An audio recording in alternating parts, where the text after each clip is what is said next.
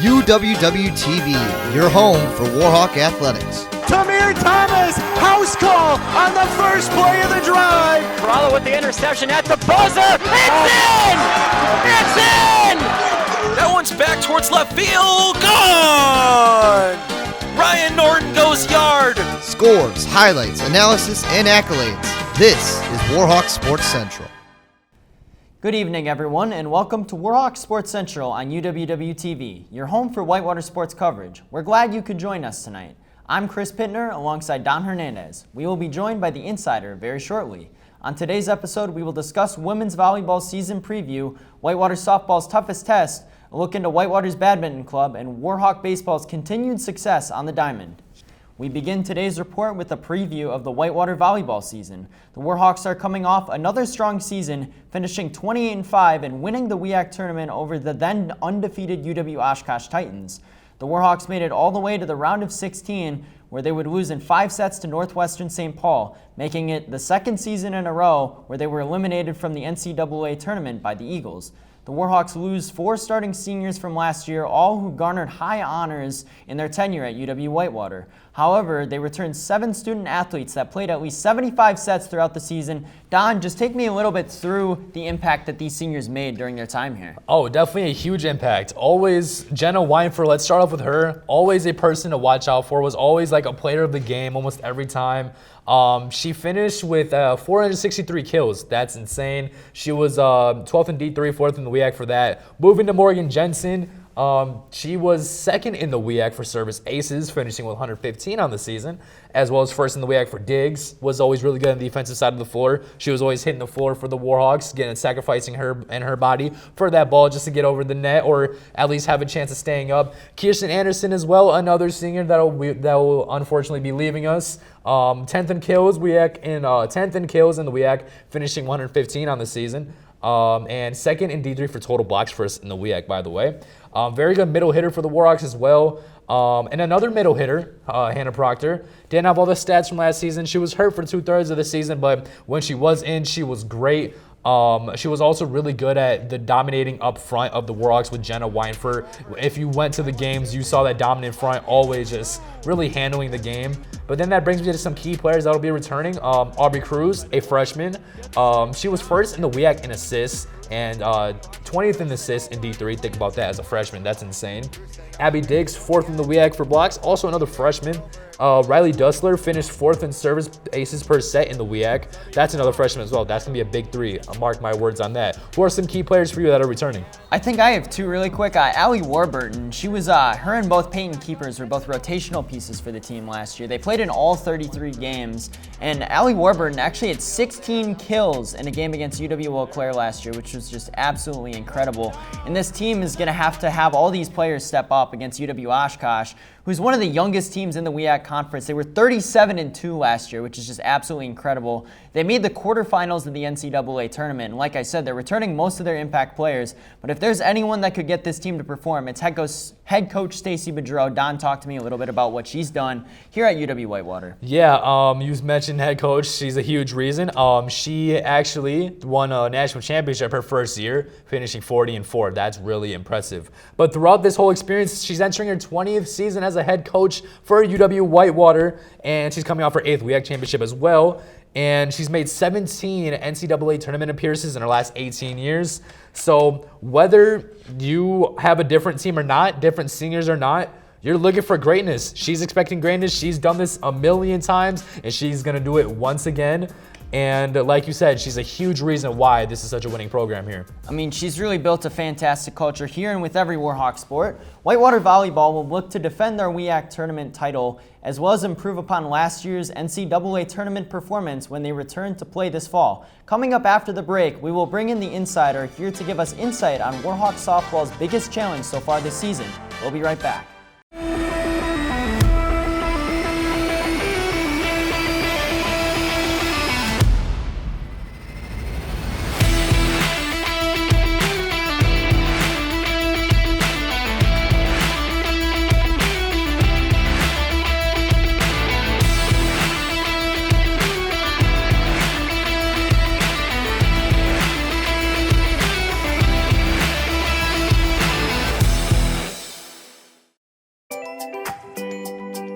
good citizen is someone who wants to make a positive impact, both in their communities and in the world around them. The Division III approach is absolutely the best approach out there for amateur sport because it wants student athletes to explore all parts of who they are. Be successful in the classroom, be successful in competition, be successful in the community. So our student athletes learn what it means to strive for and attain success, but doing it the right way and being good citizens. Your home for excellence in action. The WIAC Network. Watch and download here. Matt checking in to see how Sam is doing on his project. And it's getting close to exporting now, the final step in the process. And it is complete, and Sam is hyped. Finally gets complete and spikes the ball into the end zone. Sam's celebrating with his colleagues, and they throw a flag on the play. The ref's going to call excessive celebration. Sam is in disbelief and can't believe it. He tries to dispute the call, but the ref is not having any of it.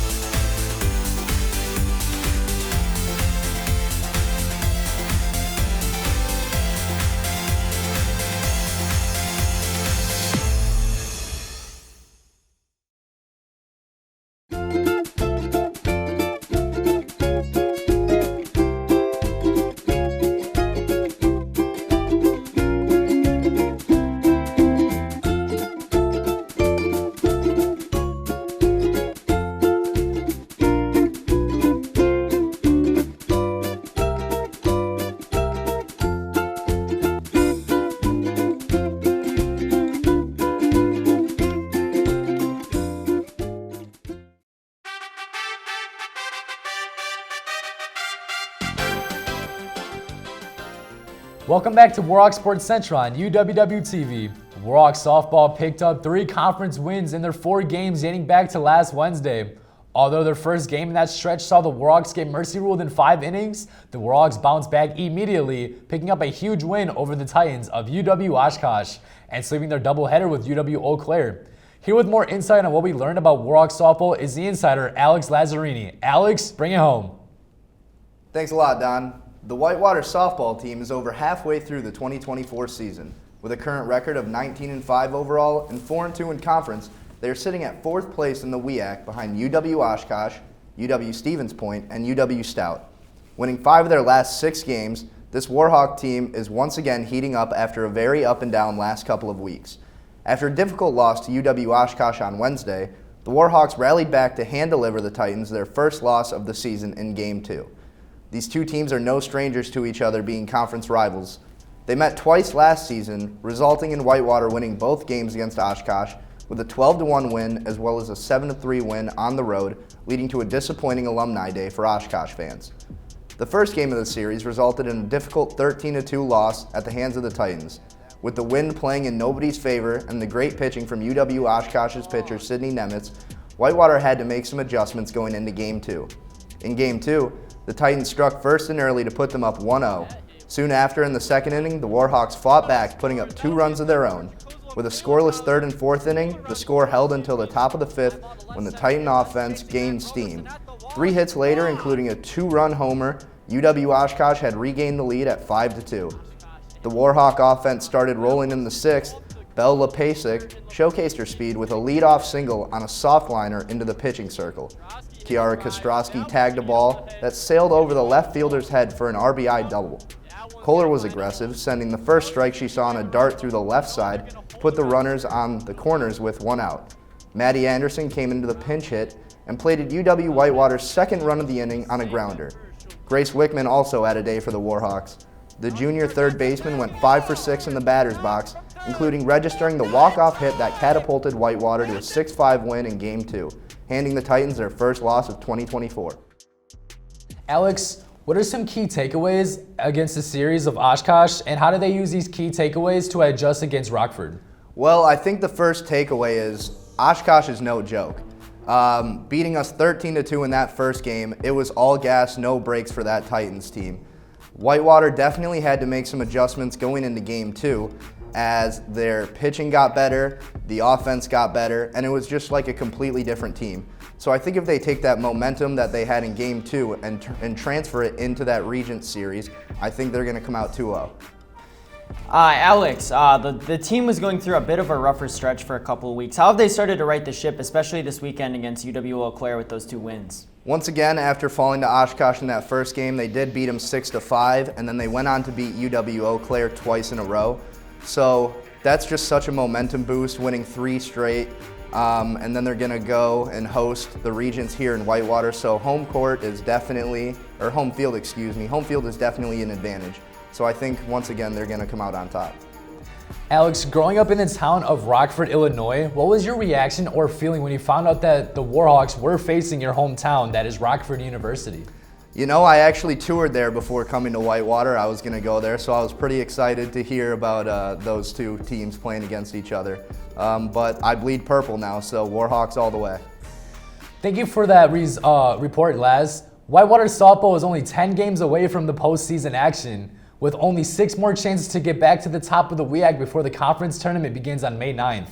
Coming up after the break, we have a brand new episode of Inside Warhawk Sports. This week, UWW-TV's AJ Kober spoke with the president of UW-Whitewater's club badminton team and learned just how much passion these Whitewater students have for the racket sport. We'll discuss that and more when we return to Warhawk Sports Central. We'd love to show you what it's like to be a Warhawk. Come on!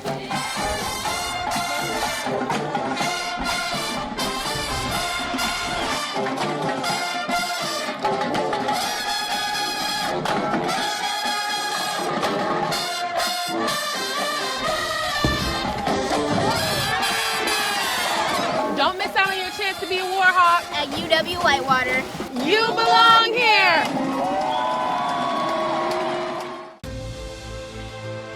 Passion's love.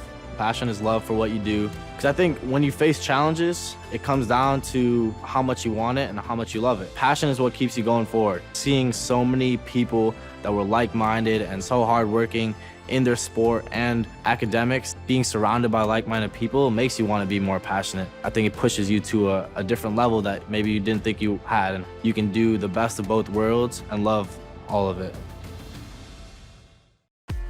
UWW-TV has been an important part of the campus and community since 1980. Not only providing on-air learning opportunities for broadcast journalists and electronic media production students, but educating and entertaining our audiences with award-winning news, live sports coverage, original programming, as well as dedicating a mission to developing creative collaborations throughout campus. For more information, visit our website and like us on Facebook. Check us out because you got to see what's on UWW-TV.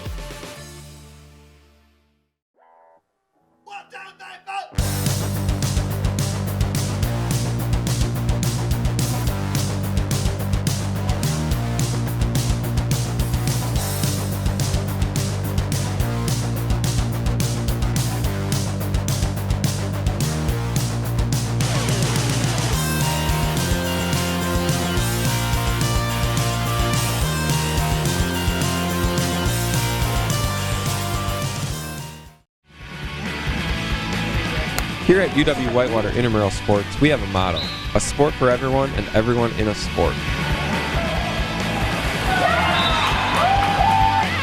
Come on!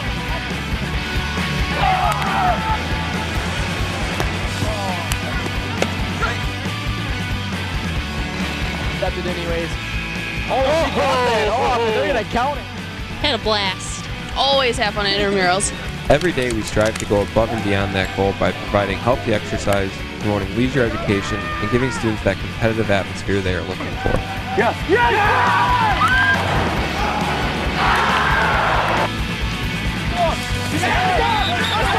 It's exciting. Brings me back to those high school days with Friday Night Lights. With our 25 different intramural sports offered, we guarantee that we have a sport for you. Go to our website and find your sport today.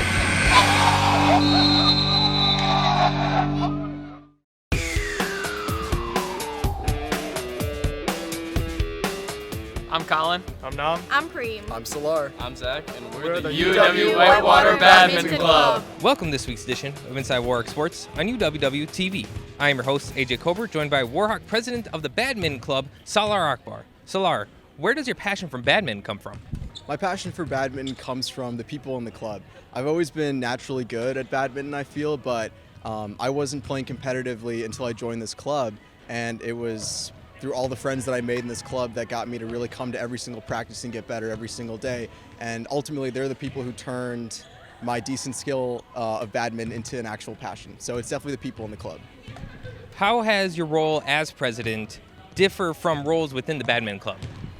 Well, I am not the financial officer. That's actually our officer named Jay, and she deals with all the finances. So our $5 a semester that we collect from each member, she takes care of that, and we use that to buy new birdies and rackets and maintain equipment like our nets. I approve those purchases, but ultimately she's the one who collects that stuff. So I don't deal with anything like that. But my job as president is to really stay connected with all of our members in the club, make them feel welcome new members, recruit people, organize tournaments, and do a lot of big picture stuff. I do a lot of feedback collecting, trying to make sure that our members feel listened to. Trying to incorporate their ideas into the club, new stuff. Like, for example, this is the first year that we've ordered custom shirts for the entire club, and that was something that I sort of started up. Again, I also started our social media page, which has gotten really big right off the bat. So big picture stuff like that is what I deal with as president. Ultimately, it's my job to make final decisions and, again, listen to all of our members' feedback and make them feel really welcome in the club.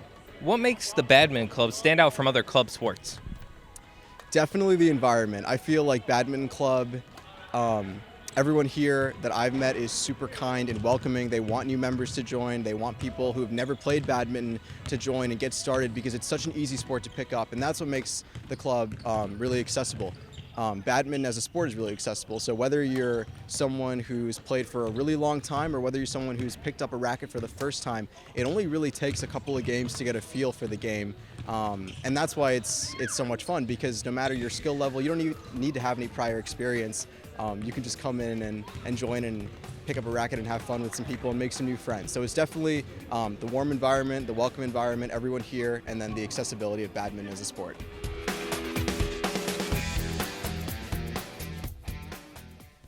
Thanks again to AJ Kober and Josh Jacoby for another great episode of Inside Warhawk Sports. It is important to recognize our club sports just as much as our NCAA regulated teams. Chris, what did you learn in this episode? Well, for one thing, Don, I learned how good Solar is at badminton. He's just absolutely incredible. Like, watching that, some of the shots he was hitting was just awesome.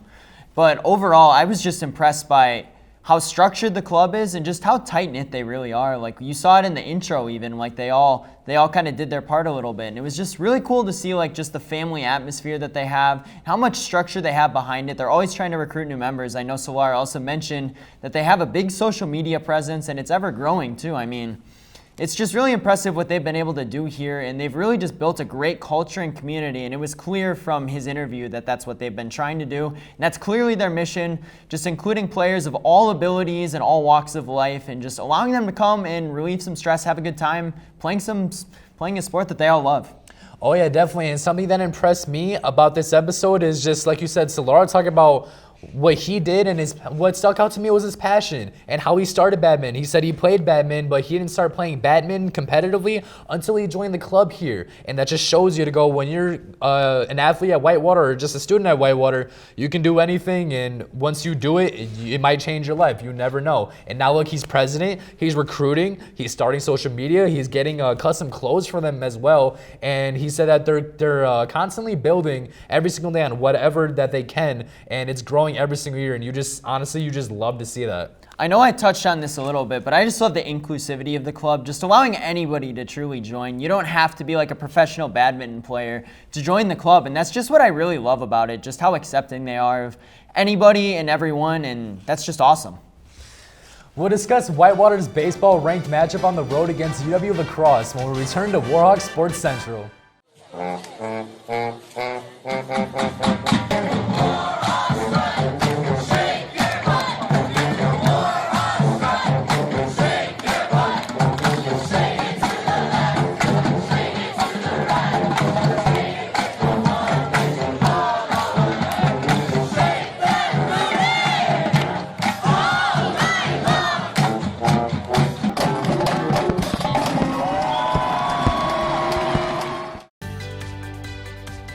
Responsibility is being accountable for your words and actions, first and foremost. It also is an obligation to be a positive influence in the communities around you.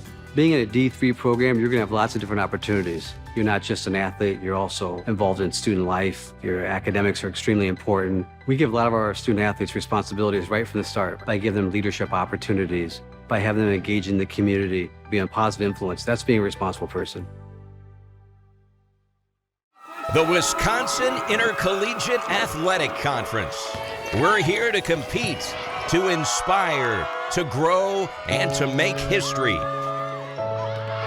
We are rooted in tradition. For over a century, we have contended as the premier conference within Division III. I shot the ball.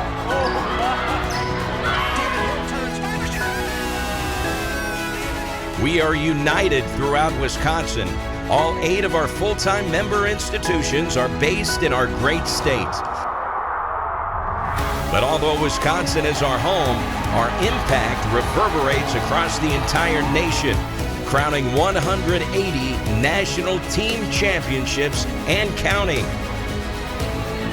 Our mission is to shape student athletes who excel academically and athletically, equipped to become leaders in life. We are here to build on our enduring legacy and move boldly forward into the future.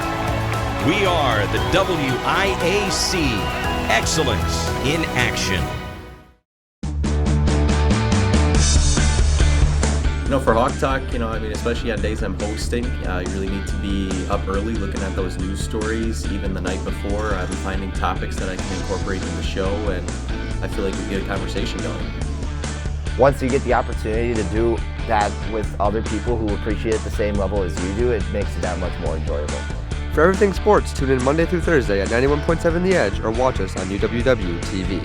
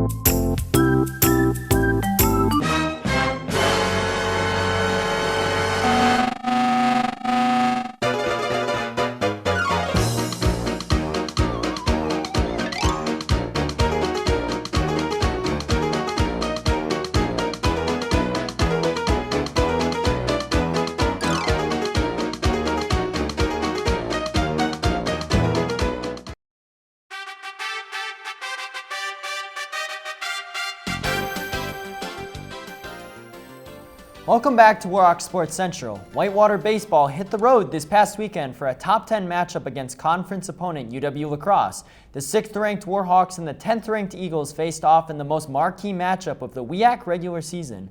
Even with the loss in the first game, Whitewater put their biggest power on display this season in the following 3 wins. The Warhawks had multi-home run games with Dominic McVeigh in Game 3 and Matt Skolin in Game 4. That doesn't even mention their 23-1 Mercy Rule victory in Game 2, which featured a 17-run 8th inning. Whitewater now holds a comfortable 4-game lead in the WIAC Conference with only 6 conference games to go before the beginning of the WIAC tournament. Don, what's gotten into these Warhawks just coming down the stretch? It's just a swinging. They're swinging in confidence. I've gone to a lot of games myself, and if you heard that dugout right there, oh my God, they're always, as soon as one person goes to the plate, one person's getting ready to pitch, whatever they're doing, it's just they yell out random stuff, they hype each other up, they're energized, and especially winning, you can tell that this team is coached very well by Vodenlich, and he's doing a great job of bringing these guys together because as soon as they hit that field and they hit the dugout,